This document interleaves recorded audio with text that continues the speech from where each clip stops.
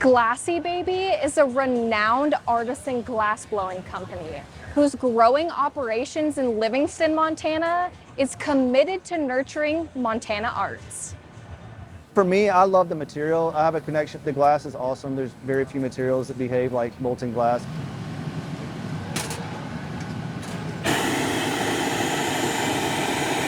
When I blow glass, it's something where you have to focus and just kind of clear. It's almost like meditation.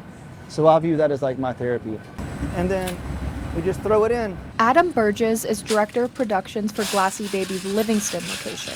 He says there's nothing like the art of glassblowing. The glass, you can't just quit in the middle. You kind of have to follow through and finish it. And that's a challenge. Otherwise, you'd have a bunch of unfinished stuff, right? So making you follow something through. Glassybaby got its start in Seattle, Washington, after founder Lee Rhodes was fighting cancer and gifted a glassblowing class to her husband. He made this little vessel and she dropped a tea light, and that started kind of the whole thing. Each piece is handmade from the very first step, making no piece the same. Our lines are perfectly imperfect.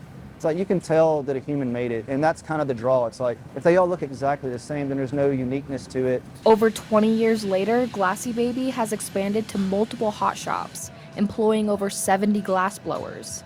And after bringing operations to Livingston in 2022, they hope to invest further in the community. I'd like to have the shop more geared towards catering towards events and field trips and learning and giving the public an access to be involved with the material more directly. In addition to bringing 20 new jobs to the local economy, Burgess hopes to use his master's in youth advocacy nonprofit leadership to create pathways for employment with local schools. And in a community like this, I think this is a killer opportunity to give folks that kind of resource and see how it goes. Burgess says 90% of his employees had no glassblowing experience and wants people to be paid to learn. I like seeing people overcome these obstacles that at some point they thought they would never accomplish, and then they do.